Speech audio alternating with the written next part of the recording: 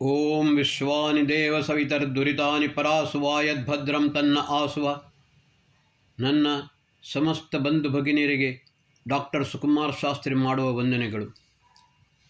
ಬಂಧುಗಳೇ, ವರ್ತಮಾನ ಕಾಲದಲ್ಲಿ ದೇಶದಾದ್ಯಂತ ನಡೆಯುತ್ತಾ ಇರುವ ವಿನಾಶಗಳನ್ನು ನೋಡಿದಾಗ ಇದರ ಕಾರಣ ಏನು, ಇದರ ಬಗ್ಗೆ ನಾವು ಚಿಂತಿಸಬೇಕಾಗುತ್ತದೆ.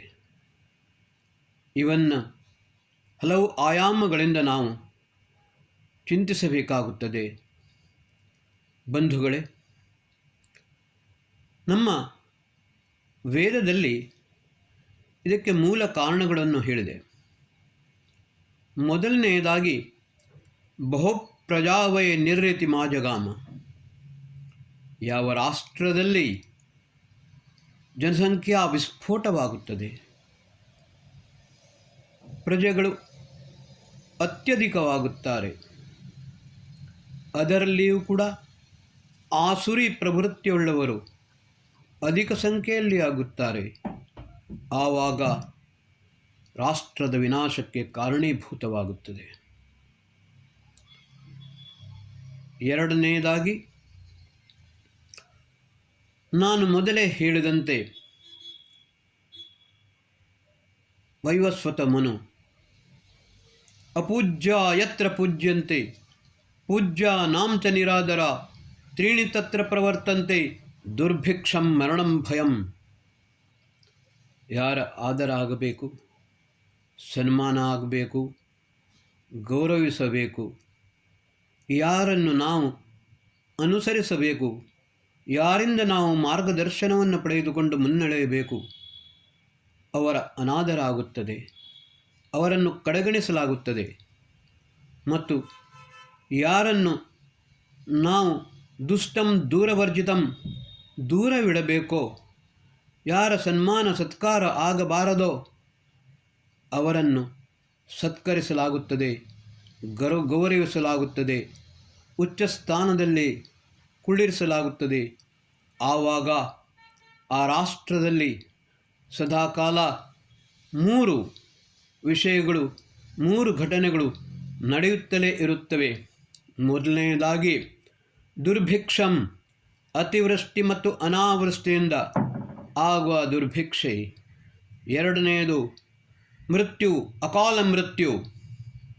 ಮೂರನೆಯದು ಭಯಂ, ಆತಂಕವಾದದ ಭಯ ಸದಾಕಾಲ ಇರುತ್ತದೆ. ಬಂಧುಗಳೇ, ಈಗ ಒಂದೊಂದಾಗಿ ನಾವು ಚಿಂತಿಸೋಣ. ಮನಮೋಹನ್ ಸಿಂಗ್ ಪ್ರಧಾನಮಂತ್ರಿಯಾಗಿದ್ದಾಗ ಒಂದು ಮಾತನ್ನು ಹೇಳಿದರು, ಈ ರಾಷ್ಟ್ರದ ಸಂಪತ್ತಿನ ಮೇಲೆ ಮೊದಲನೇ ಅಧಿಕಾರ ಮುಸಲ್ಮಾನರದ್ದು ಅಂತ. ಅವರು ಅದನ್ನೇ ಮಾಡಿ ತೋರಿಸಿದರು. ಹೆಚ್ಚಿನವರಿಗೆ ಗೊತ್ತಿರಲಿಕ್ಕಿಲ್ಲ.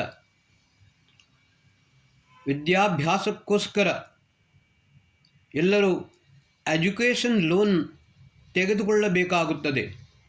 ಆದರೆ ಮನಮೋಹನ್ ಸಿಂಗ್ ತಾನು ಹೇಳಿದಂತೆ ಮಾಡಿದರು. ಅತ್ಯಧಿಕ ಮುಸಲ್ಮಾನರಿಗೆ ಹೈಯರ್ ಎಜುಕೇಷನ್ ಪಡೆಯುವುದಕ್ಕೋಸ್ಕರ ಅವರಿಗೆ ಎಲ್ಲ ರೀತಿಯ ಸಹಾಯ ಸವಲತ್ತುಗಳನ್ನು ಕೊಟ್ಟರು. ಲಕ್ಷಾಂತರ ರೂಪಾಯಿಯ ಡೊನೇಷನನ್ನು, ಸ್ಕಾಲರ್ಶಿಪ್ಪನ್ನು ಕೊಟ್ಟರು. ಬಂಧುಗಳೇ, ನಿಮಗೆ ಕೇಳಿದರೆ ಆಶ್ಚರ್ಯವಾಗಬಹುದು. ಅದರಲ್ಲಿ 90% ಆತಂಕವಾದಿಗಳಾದರು, ಟೆರರಿಸ್ಟ್ಗಳಾದರು. ಬಂಧುಗಳೇ, ಮನೆಯಲ್ಲಿ ವೈಫೈ ಹಾಕಿದರೂ ಕೂಡ ಒಂದೊಂದು ಸಲ ನನಗೆ ಪಕ್ಕದ ಕೋಣೆಯಲ್ಲಿಯೂ ವೈಫೈ ಸಿಗುವುದಿಲ್ಲ. ಏರ್ಟೆಲ್ನ ವೈಫೈ ಹಾಕಿದ್ದಾನೆ ನನ್ನ ಮಗ, ಆದರೆ ಪಕ್ಕದ ಕೋಣೆ, ಒಂದು ಕೋಣೆಯಲ್ಲಿ ಸಿಗುತ್ತದೆ, ಇನ್ನೊಂದು ಕೋಣೆಯಲ್ಲಿ ಸಿಗುವುದಿಲ್ಲ. ಆದರೆ ಇವರ ಹತ್ರ ಸ್ಯಾಟಲೈಟ್ ಮೊಬೈಲ್ ಇರುತ್ತದೆ. ಯಾವ ಪರ್ವತದ ಮೇಲೆ ಆಗಲಿ, ಯಾವುದೇ ಕಾಡಿನಲ್ಲಿ ಆಗಲಿ, ಸಮುದ್ರದ ಒಳಗೆ ಬೇಕಾದರೆ ಆಗಲಿ, ಅವರ ಎಲ್ಲ ಕಡೆಯಲ್ಲಿಯೂ ಕೂಡ ನೆಟ್ವರ್ಕ್ ಸಿಗುತ್ತದೆ. ಅಲ್ಲಿಂದಲೇ ವಿಶ್ವದಾದ್ಯಂತ ಅವರು ಸಂಪರ್ಕವನ್ನು ಮಾಡಿಕೊಂಡು ಆತಂಕವನ್ನು ಮಾಡುತ್ತಾ ಇರುತ್ತಾರೆ. ಬಂಧುಗಳೇ, ಇನ್ನೊಂದು ವಿಷಯ ಹೇಳುತ್ತೇನೆ. ಅಶ್ವಿನಿ ಉಪಾಧ್ಯಾಯರು ಹೇಳಿದರು, ಇಲ್ಲಿ ರಾಯ್ಬರೇಲಿಯಲ್ಲಿ ರೋಹಿಂಗ್ಯಾ ಮುಸಲ್ಮಾನರ ಸಂಖ್ಯೆ ಅಧಿಕವಾಗಿದೆ ಅಂತ. ನಾನು ಮೊದಲನೇ ಎಪಿಸೋಡ್ನಲ್ಲಿ ಹೇಳಿದ್ದೇನೆ, ದೇಶದಾದ್ಯಂತ ಪ್ರತಿಯೊಂದು ರಾಜ್ಯದಲ್ಲಿಯೂ ಕೂಡ ರೋಹಿಂಗ್ಯಾ ಮುಸಲ್ಮಾನರು ಬಹಳ ವ್ಯಾಪಕವಾಗಿ ಪಸರಿಸಿಕೊಂಡಿದ್ದಾರೆ. ಅವರಿಗೆ ಎಲ್ಲ ರೀತಿಯ ಸವಲತ್ತುಗಳು ಕೂಡ ಸಿಗುತ್ತವೆ. ಬಂಧುಗಳೇ, ರಾಕ್ಷಸ ಶಬ್ದ ನಿಮಗೆ ಎಲ್ಲರಿಗೂ ಗೊತ್ತು. ಮಹರ್ಷಿ ಯಾಸ್ಕರು ಅದರ ವಿವೇಚನೆಯನ್ನು, ನಿರ್ವಚನವನ್ನು ಈ ರೀತಿ ಮಾಡಿದ್ದಾರೆ: ರಕ್ಷಿತವ್ಯಂ ಯಸ್ಮಾತ್ ಸ ರಾಕ್ಷಸ. ಯಾರಿಂದ ನಾವು ನಮ್ಮನ್ನು ರಕ್ಷಿಸಿಕೊಳ್ಳಬೇಕೋ ಅವರು ರಾಕ್ಷಸರು. ಇನ್ನೊಬ್ಬರು ಸಾಕ್ಷರ ರಾಕ್ಷಸ. ಸಾಕ್ಷರ ಎಂದರೆ ಕಲಿತವರು, ವಿದ್ಯಾವಂತರು. ಆ ವಿದ್ಯಾವಂತರೇ ಕೂಡ ರಾಕ್ಷಸಿ ಪ್ರವೃತ್ತಿಯ ಕೆಲಸವನ್ನು ಮಾಡುತ್ತಾರೆ, ಆಸುರಿ ಕೆಲಸವನ್ನು ಮಾಡುತ್ತಾರೆ. ದೇಶವನ್ನು ನಾಶ ಮಾಡುವುದಕ್ಕೋಸ್ಕರ ತಮ್ಮ ಬುದ್ಧಿವಂತಿಕೆಯನ್ನು ಉಪಯೋಗಿಸುತ್ತಾರೆ. ಅವರೆಲ್ಲರೂ ರಾಕ್ಷಸರು ಎನಿಸಿಕೊಳ್ಳುತ್ತಾರೆ. ಈ ರಾಕ್ಷಸರ ಸಂಖ್ಯೆ ನಮ್ಮ ದೇಶದಲ್ಲಿ ಅಧಿಕವಾಗಿದೆ. ನಾವು ಏನು ಮಾಡುತ್ತಿದ್ದೇವೆ? ನಾನು ಮೊದಲೇ ಹೇಳಿದೆ, ಅಪೂಜ್ಯ ಯತ್ರ ಪೂಜ್ಯಂತೆ. ಪಾರ್ಲಿಮೆಂಟಿನಲ್ಲಿ ಬಹಳ ಜಾಸ್ತಿಯಾಗಿ ಬಹಿರಂಗವಾಗಿ ಭಾರತ ಮಾತೆಯ ಅಪಮಾನವಾಗುತ್ತಿದೆ, ಹಿಂದೂಸ್ತಾನದ ಅಪಮಾನವಾಗುತ್ತಿದೆ, ಹಿಂದೂ ಧರ್ಮದ ಮೇಲೆ ಪ್ರಹಾರವಾಗುತ್ತಿದೆ, ಹಿಂದೂಗಳ ಅಪಮಾನವಾಗುತ್ತಿದೆ. ಫಲಸ್ತೀನ್ ಜಿಂದಾಬಾದ್ ಅಂತ ಹೇಳಿಕೊಂಡು ಓವೈಸಿ ಬಹಿರಂಗವಾಗಿ ಹೇಳಿದ. ಭಾರತ್ ಮಾತಾ ಕಿ ಜೈ ಅಂತ ಅವನು ಹೇಳಿರಲಿಲ್ಲ. ಆದರೆ UAEಯಲ್ಲಿ ಏನಾಯಿತು? ಯೂನಿವರ್ಸಿಟಿಯ ಒಳಗೆ ಫ್ರೀ ಪ್ಯಾಲೆಸ್ತೀನ್ ಜಿಂದಾಬಾದ್ ಎಂದು ಹೇಳಿದರು. ಕೂಡಲೇ UAE ಗವರ್ಮೆಂಟ್ ಏನು ಹೇಳಿತು? ವಿಶ್ವವಿದ್ಯಾಲಯ ಇರುವುದು ಕಲಿಯುವುದಕ್ಕೋಸ್ಕರ. 24 ಗಂಟೆಯ ಒಳಗೆ ನೀವು ಈ ದೇಶವನ್ನು ತೊಲಗಿ ಹೋಗದಿದ್ದರೆ ನಿಮ್ಮನ್ನು ಗುಂಡಿಕ್ಕಿ ಸಾಯಿಸುತ್ತೇವೆ, ಕೊಲ್ಲುತ್ತೇವೆ. ಈ ರೀತಿಯ ಒಂದು ಲಾ ಆ್ಯಂಡ್ ಆರ್ಡರ್ ನಮ್ಮಲ್ಲಿ ಇದೆ. ಯಾರು ಏನು ಬೇಕಾದರೂ ಹೇಳಬಹುದು, ಏನು ಬೇಕಾದರೂ ಮಾಡಬಹುದು. ಆದರೆ ಹಮ್ ಆಹ ಕರ್ತೆ ಹೇ ತೋ ಬದನಾಮ್ ಹೋ ಜಾತೆ, वो कत्ल करते हैं चर्चा भी नहीं चलती. ನಮ್ಮ ದುರವಸ್ಥೆ ಹಾಗೆ ಆಗಿದೆ. ಒಬ್ಬ ಬಂದು ಚೂರಿ ಹಾಕಿದ್ದಾನೆ, ನಾನು ಬೊಬ್ಬೆ ಹೊಡೆಯುತ್ತೇನೆ. ಬೊಬ್ಬೆ ಹೊಡೆದವನಿಗೆ ಮಾತ್ರ ಇಲ್ಲಿ ಶಿಕ್ಷೆ. ಯಾಕೆಂದರೆ ಹತ್ತಿದವ ಹೇಳುತ್ತಾನೆ, ಅವನು ಬೊಬ್ಬೆ ಹೊಡೆದದರಿಂದ ನನ್ನ ನಿದ್ರೆಗೆ ಭಂಗವಾಯಿತು. ಪೊಲೀಸ್ನವರು ಬಂದು ಹೇಳುತ್ತಾರೆ, ನೀನು ಯಾಕೆ ಬೊಬ್ಬೆ ಹೊಡೆದಿ? ನಿನ್ನಿಂದಾಗಿ ಅವನ ನಿದ್ರೆ ಭಂಗವಾಗಿದೆ. ಆದರೆ ಚೂರಿಯನ್ನು ಹಾಕಿದವನು ಯಾರು? ಅವನನ್ನು ಹಿಡಿಯಲು ಪ್ರಯತ್ನಿಸುವುದಿಲ್ಲ.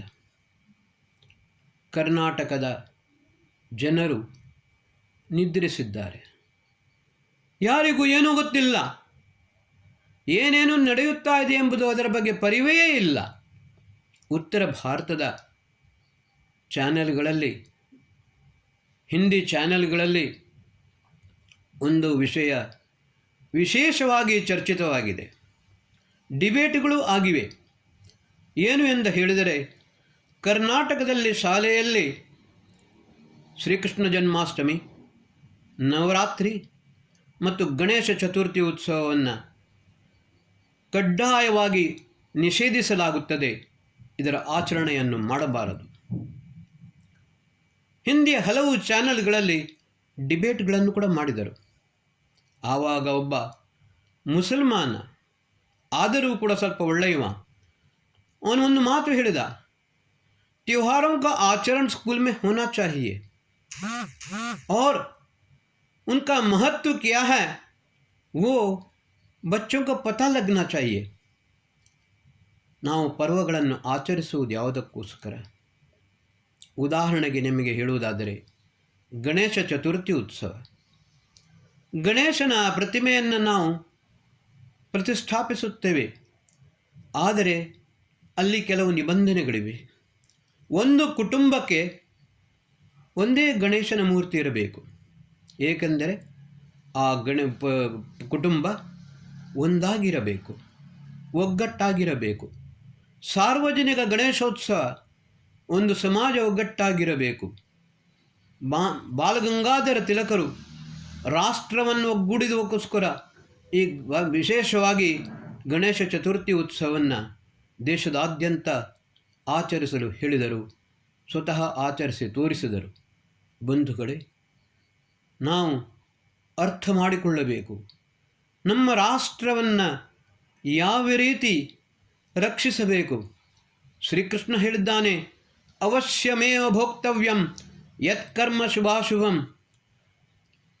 ನೀನು ಏನು ಕರ್ಮ ಮಾಡುತ್ತೀಯೋ, ಶುಭ ಕರ್ಮಕ್ಕೆ ಶುಭ ಫಲ, ದುಷ್ಕರ್ಮಕ್ಕೆ ದುಷ್ಟ ಫಲ. ನೀನು ಮಾಡಿದ ಪಾಪದ ಕರ್ಮಕ್ಕೆ ಫಲವನ್ನು ಅನುಭವಿಸಲೇಬೇಕು. ಇದಕ್ಕೆ ಹೊಣೆಗಾರು ಯಾರೂ ಅಲ್ಲ, ಭಗವಂತನಂತೂ ಅಲ್ಲವೇ ಅಲ್ಲ. ಪ್ರಕೃತಿ ವಿಕೋಪಕ್ಕೆ ಯಾಕೆ ಬರುತ್ತದೆ? ಸತ್ಯಂ ಬೃಹತ್ ಋತಂ ಉಗ್ರಂ ದೀಕ್ಷಾ ತಪೋ ಬ್ರಹ್ಮಯಜ್ಞ ಪೃಥ್ವೀಂ ಧಾರಯಂತೆ. ನಾನು ಹಲವು ಎಪಿಸೋಡ್ಗಳಲ್ಲಿ ಹೇಳಿದ್ದೇನೆ, ಋತುವು ಬಹಳ ಉಗ್ರವಾಗಿದೆ, ಅದನ್ನು ತಡೆಯಲು ಸಾಧ್ಯವಿಲ್ಲ. ಮುಂದಿನ ಎಪಿಸೋಡ್ನಲ್ಲಿ ನಾನು ಈ ಚಾತುರ್ಮಾಸದ ಸಮಯದಲ್ಲಿ ಪ್ರತಿಯೊಂದು ವಿಷಯವನ್ನು ಕೂಡ, ಈಗ ಎಲ್ಲ ಕಡೆಯಲ್ಲಿ ಚಾತುರ್ಮಾಸದ ಆಚರಣೆಯನ್ನು ಮಾಡುತ್ತಿದ್ದಾರೆ. ಈ ಚಾತುರ್ಮಾಸ್ಯದ ಮಹತ್ವ ಏನು? ಪ್ರತಿಯೊಂದು ಪರ್ವದ ಮಹತ್ವ ಏನು? ಅದರ ವೈಜ್ಞಾನಿಕತೆ ಏನು? ಋಷಿಮುನಿಗಳು ಯಾವ ರೀತಿ ಕಾಡಿನಿಂದ ನಾಡಿಗೆ ಬಂದು ಈ ದೇಶವನ್ನು, ಈ ಪ್ರಕೃತಿಯನ್ನು ರಕ್ಷಣೆ ಮಾಡುವ ಕೆಲಸವನ್ನು ಯಾವ ರೀತಿ ಮಾಡುತ್ತಿದ್ದರು? ಜನರನ್ನು ತಮ್ಮೊಂದಿಗೆ ಸೇರಿಸಿಕೊಂಡು ಯಾವ ರೀತಿ ವಿಶ್ವದ ರಕ್ಷಣೆಯನ್ನು ಮಾಡುತ್ತಿದ್ದರು? ಇದನ್ನು ನಾನು ನಿಮ್ಮ ಮುಂದೆ ಮುಂದಿನ ಎಪಿಸೋಡ್ನಲ್ಲಿ ಹೇಳುತ್ತೇನೆ. ಓಂ ಶಾಂತಿ.